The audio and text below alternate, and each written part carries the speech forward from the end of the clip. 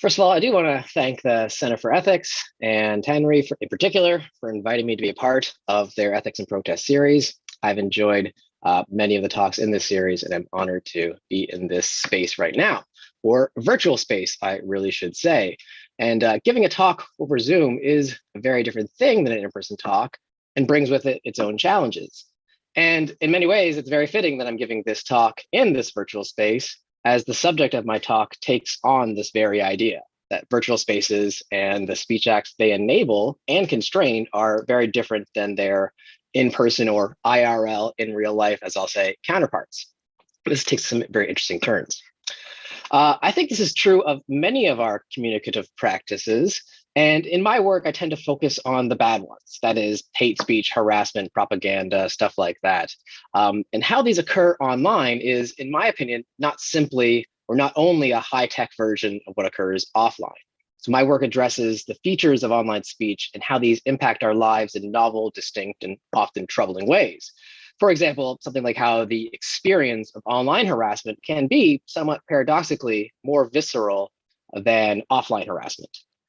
But even though I tend to focus on the harmful uses of online platforms and network communications that have obviously exploded in recent years, it's also worth noting that it's not all bad. That is, we can't, we shouldn't, we mustn't simply count the bad and ignore the good. There are many clear benefits brought about by online speech, such as the fact that I can do this talk right now, even though we are living through an ongoing pandemic. In any case, total pessimism over the topic is uncalled for. And it'd be just as foolish, I should say, to dismiss, only talk about the good and ignore the bad, which is perhaps something that many tech CEOs, for better or for worse, and other techno-optimists do. Both of these errors, focusing exclusively on the negative or focusing exclusively on the positives, produce a distorted understanding of our evolving world, one that we're still struggling to get a grasp of. We really got to take it all at once. So it's with an eye to considering both the good and the bad of online speech, the benefits and the harms made possible by things like social media and related technologies, that I'm going to discuss online protest here today. So protest, to speak in very broad terms, is something that I take to be a very good thing. And the capacity to protest is an important element of democratic life, and online platforms have undoubtedly shaped this capacity as they continue to grow. But the particular ways that this political speech act, and that's in part what I consider protest to be, the particular ways that this speech act has been shaped is still in flux, not least because of the pandemic that has accelerated the use of online communications and in some cases hastened the replacement of their offline counterparts. So I want to note upfront that this is very much some work in progress. So while I've had a sustained interest in harmful speech, both online and off for a while now, as well as a general interest in protests, both from a philosophical perspective and as the occasional practitioner, I've only recently really started thinking about, seriously at least, about online protest and the questions that it raises. So I thank you all for bearing with me as I work through some early ideas, in part to see where this all leads. Because what I want to do is I want to consider how IRL and online protests are different and what that means. The more specific questions I want to put in front of you today concern what I'm calling the challenges of online protest. And what I mean this in two ways. And that's because philosophical titles work best when they have a bit of a wink going on. The first sense in which I mean the challenges of online protest concern what makes online protest difficult. Why it is that on the one hand, it's so much easier to engage in online protest in contrast to something like street protest. But on the other hand, its ability to enact change is sometimes not so clear. We can likely point to many examples of powerful and visible protest movements that have significant presence online, but whose ability to translate that visibility into real world change, like policy, is perhaps sometimes more muted. Quick caveat, I should clarify right away that this is not meant as a criticism of online protests and the organizers behind these movements. Enacting change is hard and never guaranteed, no matter what path you take. So my aim here is not to dump on the folks doing what they can, and sometimes it's worth noting that online protest does affect real change, clearly. So I'm speaking somewhat generally, but I do believe that there are interesting reasons why the apparent power of online protest movements and its actual power can come apart. And understanding these reasons helps to clarify the second sense in which I think that there's a challenge of online protest. So this second sense concerns how online protest itself serves as a bit of a challenge for our understanding of what protest is and what it can be. Again, I believe the past 2+ years has forced us to reconceptualize many of our prior practices in deep ways. And questions around the purposes of school, work, social life, they were all thrust upon us. And my thoughts, at least, around protest and the purposes it serves, online and off, have been shaken.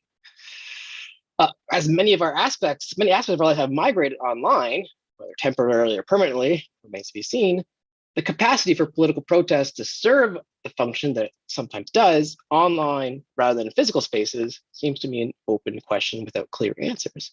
So after considering the challenges as in difficulties of online protests, I want to consider whether a kind of rethinking is ordered, just pose that as a question.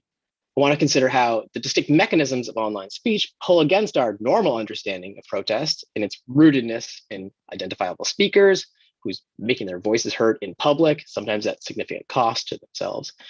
Well, where this leads, I think, is sort of unclear. You can seriously ask whether online protest is really something like protest, or is it protest 2.0 or something else entirely? So the plan. Next, I'm going to offer an analysis of the speech act of protest in terms of its pragmatic features, and argue that looking here instead to the content of the utterances of protest reveals very important aspects of protest and protest movements. Then I'll explore how the features of online speech, like its algorithmic mediation, the anonymity and pseudonymity that goes on there, these all make it importantly different than IRL speech. And again, I think it's going to be fairly familiar, but worth making explicit as these play into the topic fairly clearly. And then finally, I'll consider what all this means for protests, asking what challenges social movements newly face as they organize and act online, as well as the sort of challenges that this puts to our understanding of protest itself. Okay, theorizing protests. In previous work, I argued that it's the distinct pragmatic features of protest, namely its entitlement conditions and the uptake it aims at, that reveal or best reveal its moral, political, and epistemic significance and role. In short, we should understand protest, I think, as paradigmatically socially located speech that functions to sort of reveal the moral authority of the protester. And the contrast I want to make here is between the view that I'm putting forward, where features like speaker and context are primary, and between a view where the content takes center stage. One route to this kind of alternative view would be to understand protest as a type of propaganda. And there are, of course, many competing definitions of propaganda, and what I say isn't incompatible with all of them. But I do take my view to clash, and this is what I did in the other paper, to clash with the view advocated with Jason Stanley in his How Propaganda Works. In particular, his analysis of protest as a type of what he calls positive propaganda. I won't go into too many of the details, but in short, Stanley sees propaganda, what he calls civil rhetoric, at the same time, positive propaganda rather, as the sort of structural opposite of demagoguery, this negative propaganda. And what he means by this is that they serve opposing functions. One increases reasonableness in a political community, and the other decreases it. So far, so good in some ways. However, while Stanley talks about propaganda, defines it mainly in terms of its effects, he offers a model which he elaborates and endorses that really focuses on the content, the expressed content of utterances, and in particular, their hidden presuppositions that they can smuggle in order to support what he calls flawed ideologies. So on Stanley's model, utterances contribute new propositional content to be shared in the conversational background, what we call the common ground. And crucially, these utterances can do so covertly and indirectly. And this can happen through the kind of careful use of presupposed or not at issue content. It's sort of a sneaky way of having your message reach out. And it's this approach to propaganda that I believe is fairly unhelpful to take to social movement protest.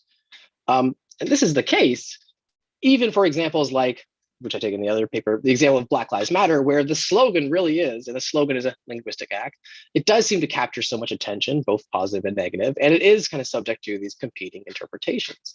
But in my view, focusing so much on the meaning of the slogan, even one as undeniably powerful as Black Lives Matter, that can in fact serve to cede some ground to detractors, the out group. And Maisha Cherry, in her chapter in that anthology I'm part of, Mice Cherry, of course, was a member of this series earlier, makes a sort of similar point that it kind of focuses on the out-group rather than the in-group in certain ways. And what it also does, in my view, is it makes it become an argument, Black Lives Matter versus All Lives Matter. And putting these two claims alongside each other in this way does a disservice in that it kind of forces a distraction, in my opinion, from the other important aspects of protest that I'll focus on. Because the focus on content and meaning leads us to evaluate these claims separately from the context that produced them, or at least it can. Someone like Elliot Kalla, which is a historian, talks about the use of protest slogans in the Egyptian revolution. He says that the context of performance demands that we consider slogans not just in terms of their semantic meaning or as a discursive genre, but as embodied actions taking place in particular situations. I very much agree. However, I think Stanley's model encourages the sort of abstraction that tends to push our analysis in the opposing direction. Namely, it presents these protests as though they are kind of moves in a debate, as if they, and the counter speech that they generate, are just competing claims that can be evaluated in the same way. And that, again, is, I believe, the wrong approach to take. And it's better to kind of put protest in its context and see it as a demand. And one avenue I came to appreciate this comes from Bernard Boxall, who says that typically people protest when the time for argument and persuasion is past. They insist, as Du Bois puts it, that the claim they protest is an outrageous falsehood, and that it would be demeaning to argue and cajole for what is so plain. Responding to a newspaper article that claimed, quote, the Negro was not a man, Frederick Douglass disdainfully declared, I cannot, however, argue, I must assert. And this assertion is kind of like a demand, I believe.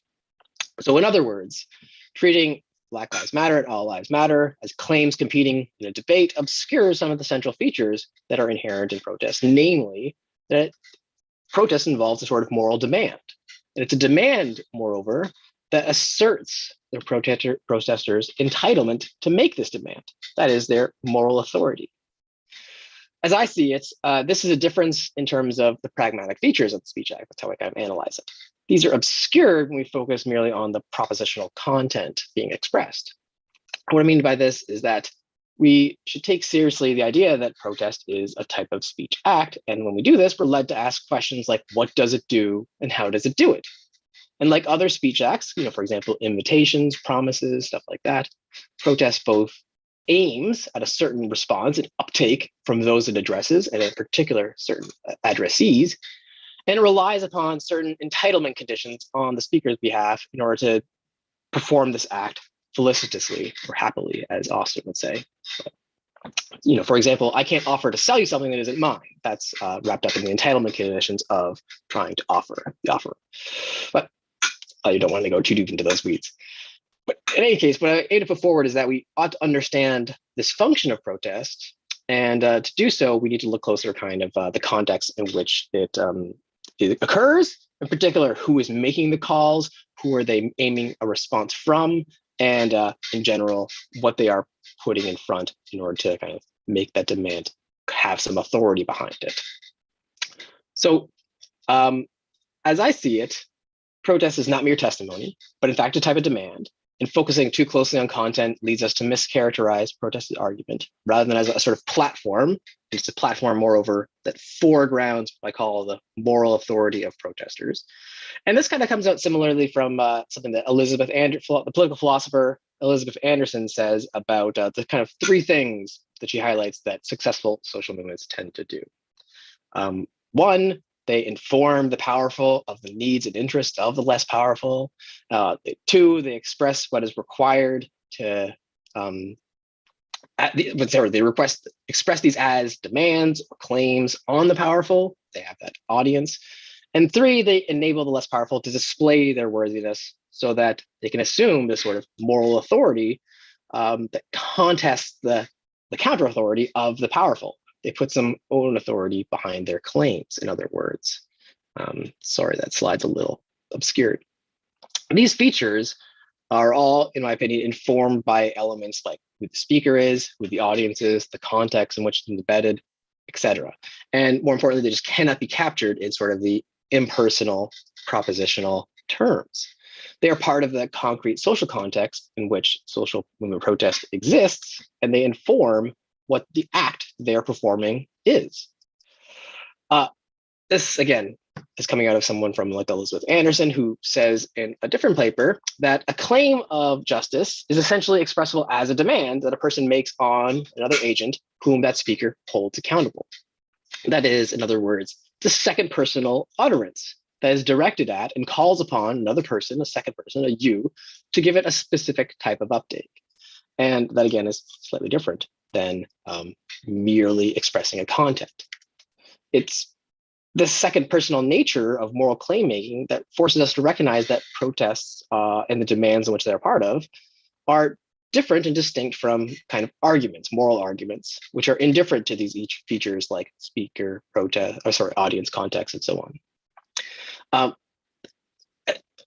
Focusing on this context reveals that it's partly the invocation of the status of the person making demand that plays a big role in informing what kind of demand that is. So their status and their position, it comes into light and plays a big role in the act of protest.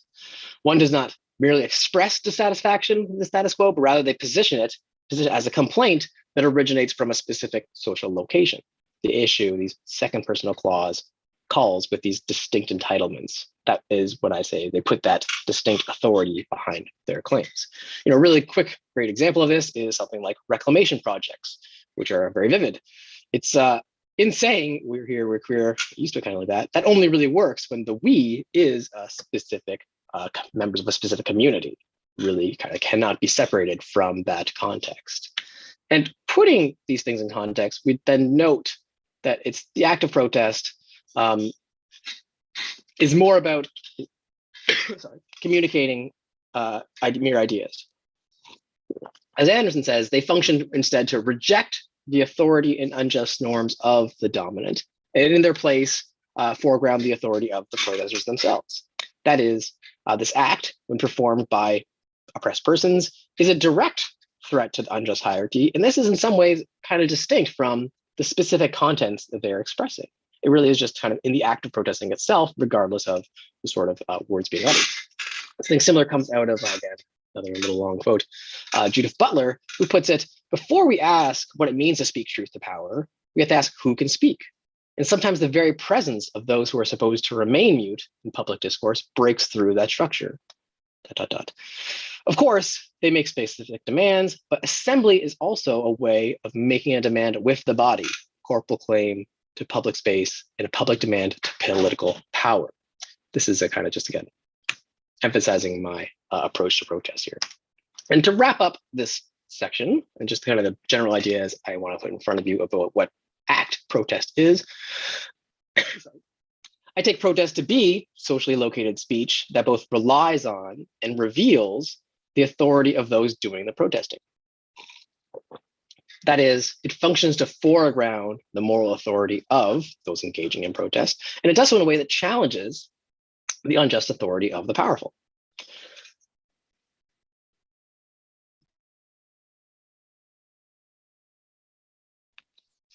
Sorry about that. In an important way, as I've been saying, this all comes about through many of its IRL in real life features. Its publicness, its embodiedness, the plurality of speakers coming together. These all matter for the type of act that protest is. And with that in mind, I'm going to next turn to online speech and consider what is online speech and how that challenges this very idea. Because, of course, many of those features are going to fall from view. So just to state the obvious, online speech is different than offline speech. Using words like IRL, in real life, meet space, cyberspace, these all aim to make plain, but I think we all kind of know at a moment's reflection that what occurs online and through these screens is at least different and distinct than what occurs outside of those parameters. To be clear, this is not to claim, though, that Twitter isn't real life or anything like that. My position really is that what we do online is just as real and significant as our offline actions, but that we must appreciate these differences that each medium presents. So for starters, unlike standard in-person speech, online speech is mediated by these big infrastructures that is, of course, obvious and hidden from view. Things like servers, modems, underwater cables, stuff like that. This infrastructure plays a pretty big role in determining who is even able to perform online speech. And while that grows every year, it still is not everyone in the world. There's also the fact that platforms that host the bulk of our online speech, your Facebooks, your Googles, your Twitters, your TikToks, they make decisions, business decisions, that shape the contours of what online speech is possible. Perhaps most important here is the invisible and opaque algorithms that amplify and moderate content on each platform, and I'll return to these again below. But even more mundane aspects and features like default settings around public and private profiles, message length, image capabilities, whether you can put live video together, limits on forwarding replies, which is a big deal with like WhatsApp and whatnot. These are all very important features that have concrete impacts on what speech acts are possible online. And another caveat here is to say that the internet is a very big place. Different platforms offer different affordances, and there's no general universal truth of what's going on there in terms of internet speech. But it's with a dose of humility that I do want to kind of dig into what I think are some distinguishing features. So one is that a lot of online speech is slightly differently embodied or less embodied than offline speech. Our texts and tweets, these are things that occur within a small screen, and then we interact with them mainly with our thumbs and fingers. And this is, again, like the infrastructure point, both banal and significant. It does impact how we interpret the words of others, what words we put out there, what acts we're able to do with our words. Additionally, perhaps significantly, a lot of online speech is asynchronous to a certain degree. And this sits along a spectrum with some formats on one end, others on another. But it's worth noting that entirely different norms do take hold when we cannot rely on immediate feedback in our conversations. So things like read receipts and timestamps and others that occur online, they can have an impact on our norm-governed practices of conversations, as do other features of offline speech. And there's also asynchronous offline speech like letter writing and whatnot. And again, just worth putting these points in front of you to kind of remind you of what the differences in each realm make plain. And another feature here would be the anonymity and pseudonymity. That's an often cited distinguishing feature of online speech or online speech capacities. Again, this sits along a spectrum, probably will with multiple axes. So while we can sometimes be kind of anonymous to other participants on a forum, that doesn't always imply that we're anonymous to the site's servers, the hosts, the government under which we operate, stuff like that. Anonymity does come in degrees, but it is something that, again, shapes the words we're able to make, those speech acts we're able to perform. And that anonymity can be fairly powerful in some contexts. Moving on, I do want to talk about also the ambiguous state of the audience that's very typical of much online speech. So our social media posts are fairly often characterized by genuine uncertainty about who we are speaking to. Our tweets, for example, could be read by a handful of one's followers, or perhaps thousands of strangers who you interact with that one time ever. For most users, it's just really unknown exactly who you're talking to when you hit send. And in some cases, you can be drastically wrong about who your audience ends up being. You might say something just to your small group of friends, but maybe it really catches fire and becomes something that galvanizes a larger movement. That this can occur at all, in my opinion, demonstrates in some ways how our speech acts online are not entirely within our control. When we speak online, in our own goals can be outstripped by those of the medium. And the communities that we kind of find ourselves a part of, they may play a greater role in determining what we did, what we meant with our words, than our own intentions. You kind of have to just sometimes go with the flow. All right, wrap up these ideas. I just want to note that there's a classic article on this topic where John Soller noted that these different features of online speech create what he called the online disinhibition effect. And he noted simply that people acted differently online than offline. But he was very careful there to note that this is can be both benign and toxic, and more importantly, that it wasn't meant to suggest that someone was more real, more disinhibited online. Just simply that there are these differences. And similarly, I don't mean to say that these features of online speech that I've been talking about, how they constrain, I don't mean to suggest that they make online speech less genuine than offline speech, less authentic. The point here is simply to remind you of these differences as they point towards some fairly noteworthy architectural differences that scaffold our communicative acts in different ways. They shape our actions, and that matters for what possible moves we can make in our lives online. And that again, put that in your mind as we move forward with these observational protests, observational online speech. I want to put all this together and now ask, what does all this mean for protest and social movements? At a minimum, we can note that social media offers at least a new way for social movements to get attention and get their concerns out. And so if protest was kind of simply just about getting attention and communicating some information, that'd be it. But as I stressed earlier, this is not everything that protest aims to do, nor is as an act. And so in addition to offering kind of new opportunities, online communications offer new constraints. And these constraints shape these actions in both expanding and kind of contracting ways. And this has great impact on how social movements can kind of operate in online spaces. And for this last section, I'll be drawing on kind of 3 recent books that each in different ways examine the situation on the ground for social movements that to greater and lesser degrees and for better or for worse, use social media for a lot of their organizing and mobilization. These are Zeynep Tufekci's Twitter and Tear Gas, Canadian Nora Loretto's Take Back the Fight, and Jillian York's Silicon Values. Each in different ways highlights kind of the challenges, the difficulties, the problems and roadblocks that online social movement organizing faces.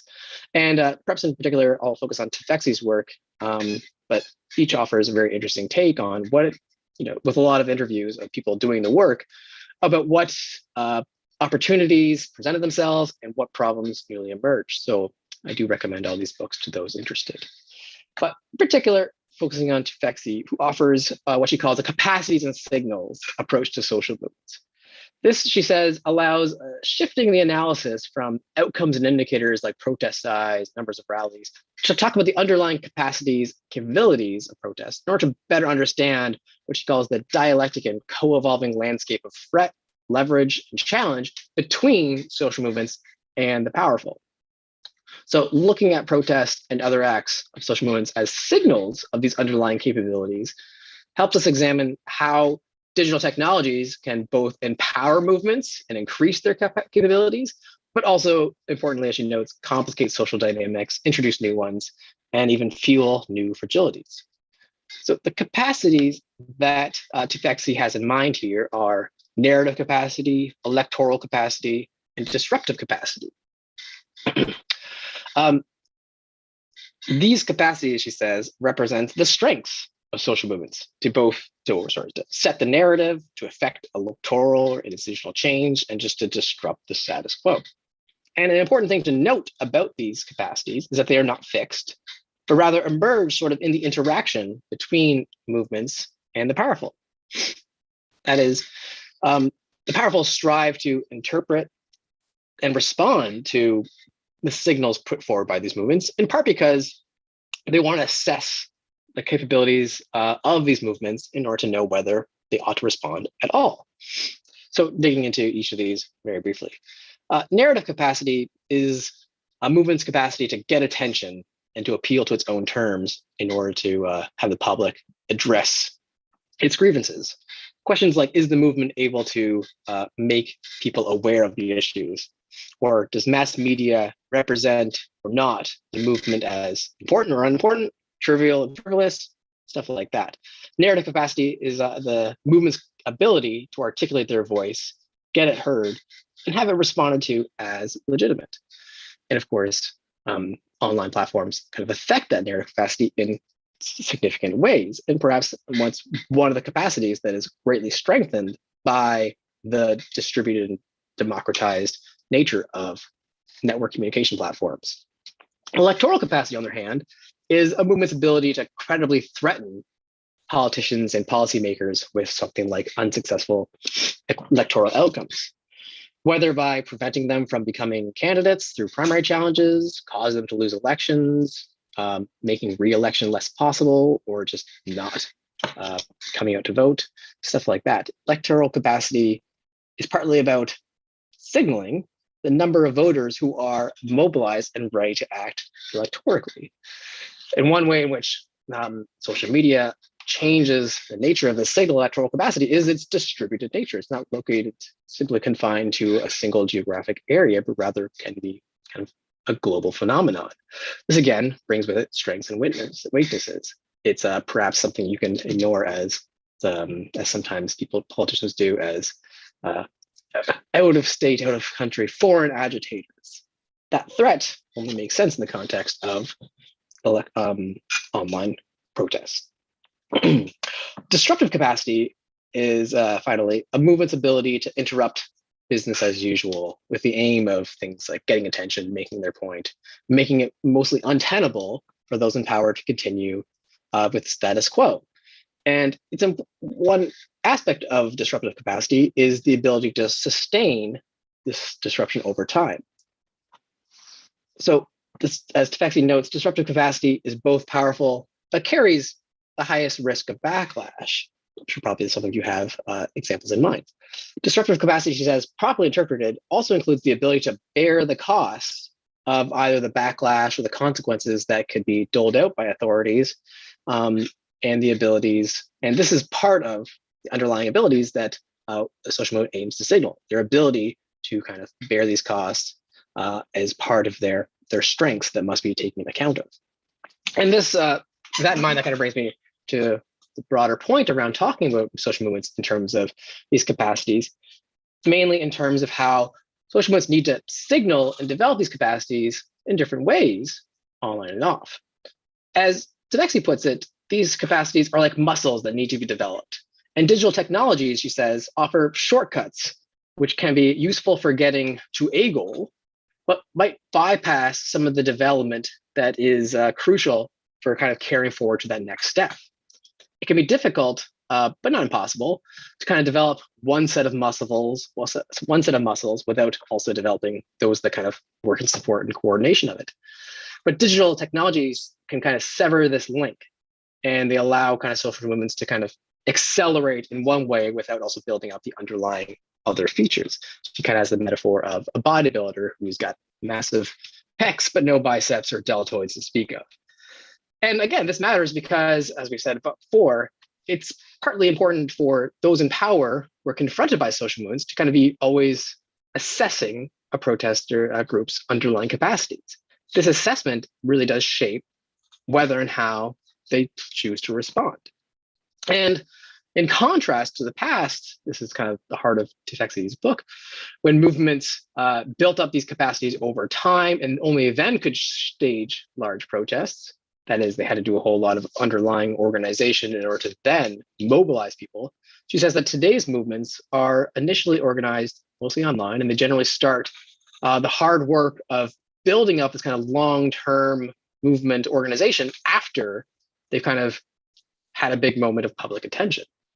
And that is exactly kind of like the challenge that both the strengths and weakness of online organization put forward. She talks about this in terms of what she calls network internalities. So what she says is underlying the tasks that were required for organization, logistics, coordination, these take time, but they had the benefit of creating these network internalities. These are the benefits of collective capabilities that are attained from forming durable networks, which can take place and occur regardless of what specific challenges you're addressing, but rather just importantly are part of what happens when a collective comes together to do the work of collective decision-making, which involves building trust, delegation, kind of creating an organization in a semi-durable way that forces people to kind of interact together over time.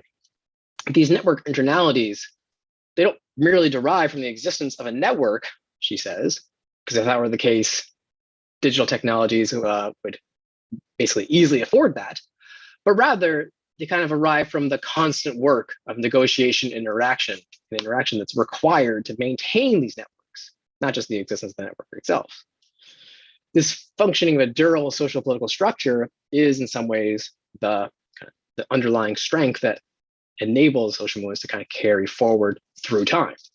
But technology can help movements coordinate and organize, but if they do so in a way that doesn't also maintain the corresponding internal network internalities, if they are neglected rather, then technology can lead to movements that scale up while missing kind of essential pillars of support. They, again, can kind of really get one message out, but can't kind of do the work of delegating to kind of offer solutions to problems. We can see this when we look back at some of the features of online speech articulated above. So features like anonymity and pseudonymity, the ability to broadcast images or even live video without much oversight, and perhaps most importantly, again, the algorithmic amplification and mediation of social platforms, these all accelerate the rise and increase the reach of some nascent social movements, but they can do so in a way that have costs as well as benefits. They can, again, strengthen some muscles while neglecting others.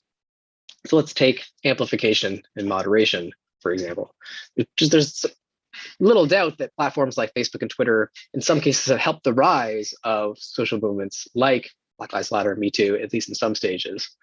And it's partly because, given these platforms' desire to just serve up engaging and sometimes enraging content, which would keep users online, that the kind of organic growth of a hashtag or piece of viral content can be amplified fairly exponentially when the incentives of a platform, just again, keep some eyeballs looking, can align with the aims of a social movement.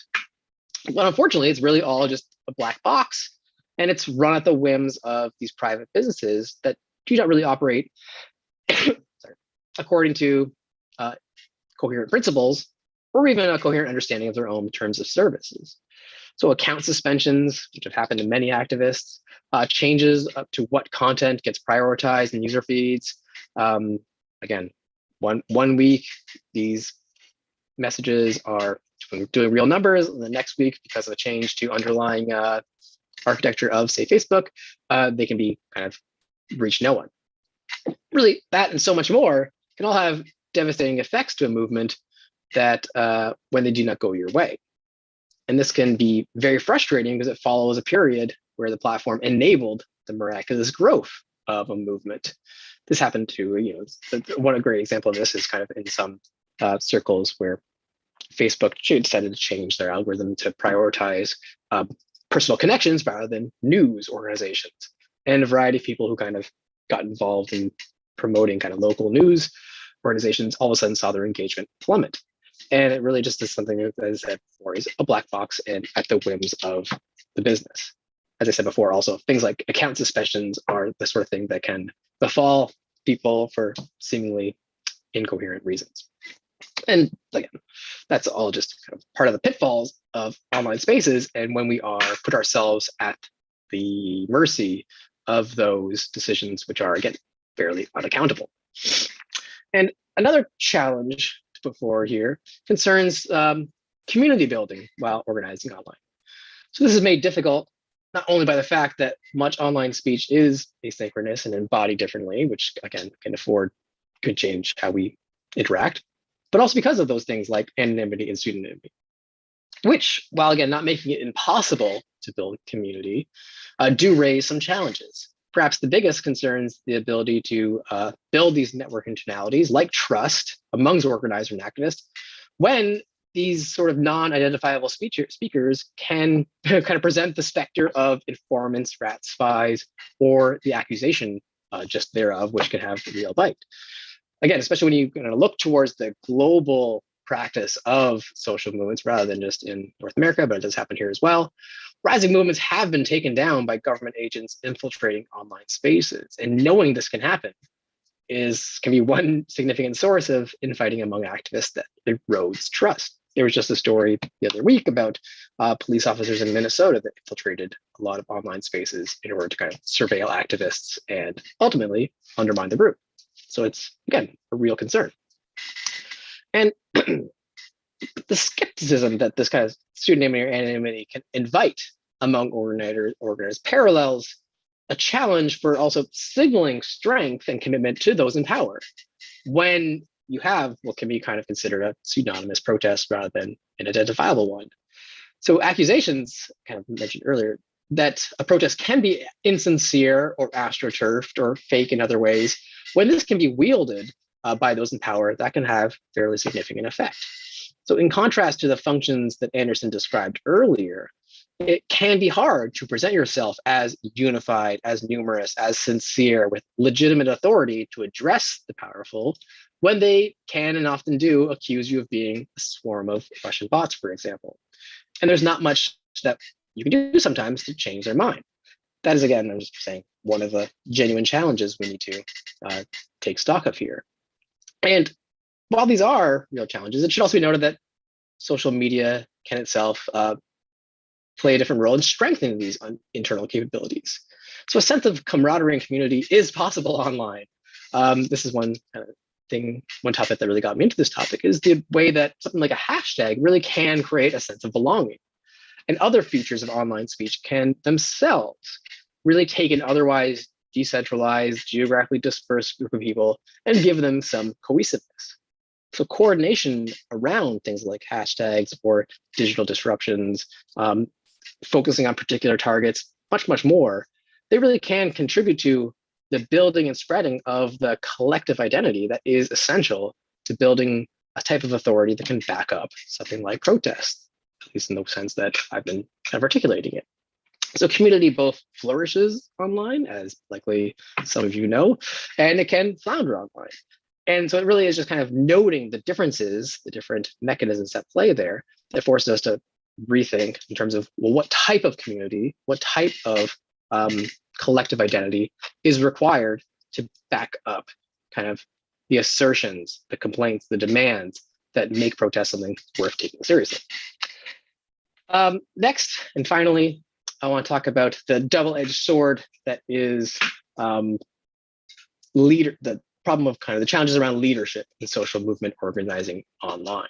This is something, again, that can both be strengthened and weakened in online protests.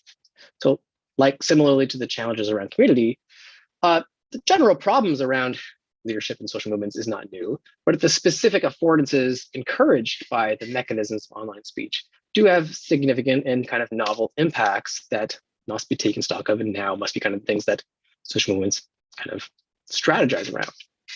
So Tefexi puts it this way, saying that collective action has always required a delicate balance between empowering the individual and expressing the will of a group. And digital technologies can amplify this tension. Sometimes, as we just said, a great unity and collective identity can emerge as people coalesce around things like hashtags. But network movements also have few means of dealing with the internal conflicts and tensions that political action can inevitably bring forward, as well as the kind of further problem of what she calls the natural jockeying for status and attention that kind of emerges in both social movement politics and especially in online communication. She says we can ask who speaks for the movement as a whole when members can speak through their individual social media contacts, but there's no kind of mechanisms for kind of closure decision making that kind of make these the final mark of who actually speaks for this group as a whole. Nora Loretto, in her work, also addresses this tension and makes a similar point, partly about how the appointment and self-appointment of leadership in online movements is an interesting novel problem, because unlike unions and other organizations of the past, there really is no democratic process that kind of elects these leaders in these more dispersed movements, the ones that flourish online. This, again, can lead to less accountability and less ability for collective decision-making. And unlike the previous movements that had these kind of internal hierarchies and structures, the skills that make one an effective leader in an online protest movement are very different and more aligned with the demands of online platforms themselves than the demands of the movement. So this, when combined with the informal nature of leadership in leaderless movements, gives powerful actors like governments sometimes the ability to select which groups and which leaders they'll engage with.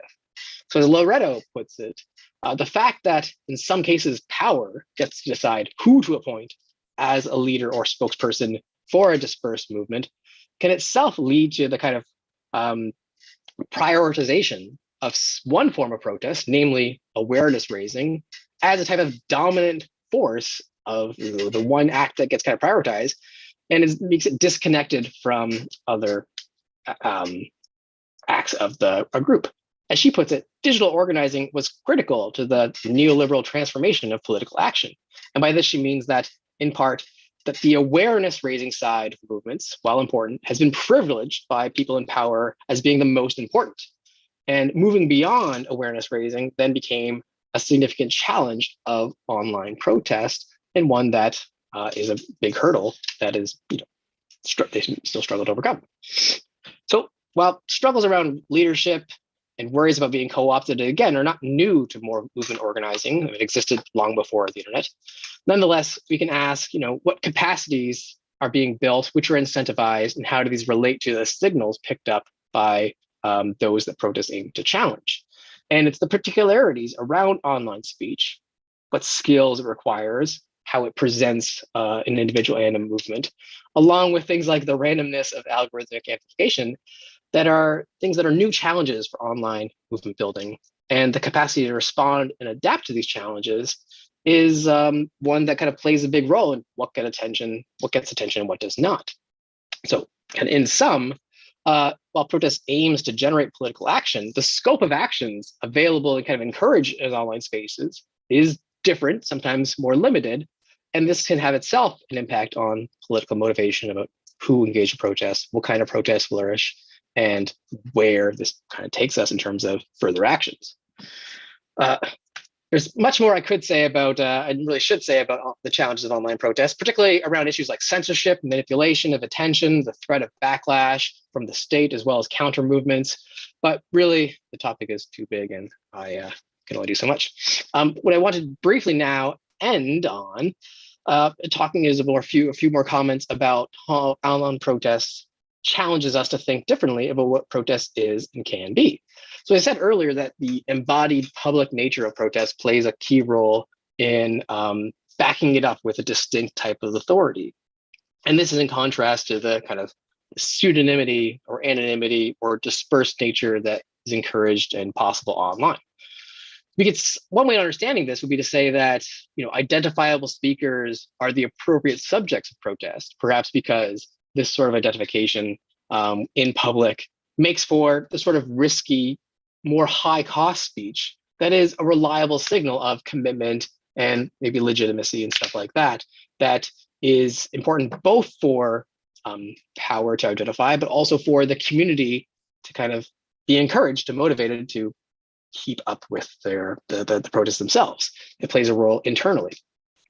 Part of the idea here would be that putting your kind of body on the line in some form helps lead to authentic protest.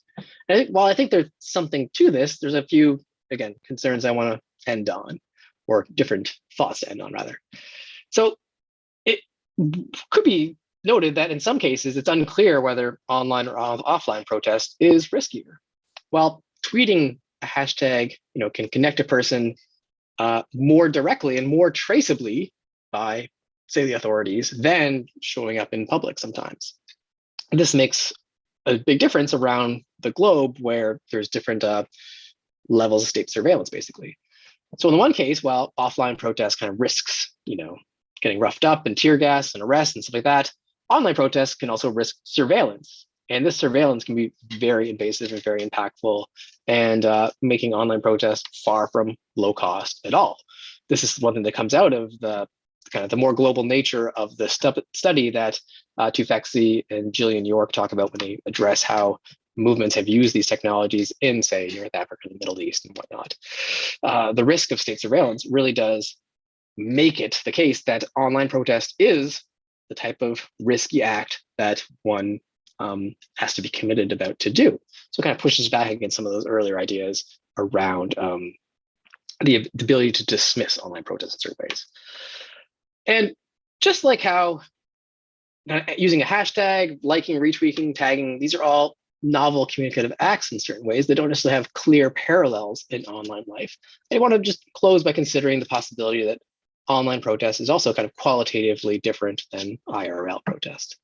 So while they both back up their claims with a type of community authority, perhaps each speech act builds authority in very different ways. One via the physical presence of many speakers, and the other via things like repetition, hashtags, iterations on memes, and so on.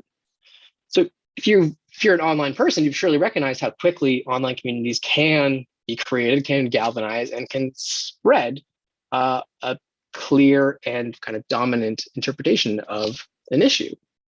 And while the tension can wax and wane in these online spaces, that's perhaps just a sign of kind of the multiple overlapping problems that are worthy of address. And while online protests may appear, from one angle, fleeting, it's perhaps less fleeting than it looks like, and more just multifaceted in aiming to address numerous problems that each require kind of in-depth analysis that doesn't necessarily have to occur in that moment, but rather takes more a broader impact on one's life in general. So I think what I'm sort of suggest here in closing is that online protests can signal fairly widespread dissatisfaction with the status quo. And this signal is one that powerful actors in general ought to take seriously. They risk, in other words, dismissing online protests as being incapable of providing a strong enough anchor to group people into kind of collective authority. They risk that at their own peril, because there is clearly, in many instances, as we all know, both on the right and the left, clear cases where online protest has sustained and brought people together to force changes that do involve that community authority that I take so seriously. And it's just on this ending note where I suggest that perhaps looking for the parallels is itself a mistake, and rather we should see how the similar function can be formed in very different ways. And that in many ways should encourage us to rethink what protest is and what it's for and what it can look like. All right, I will end there and say thank you for your time, and with a picture of my cats, which I always do to show my appreciation.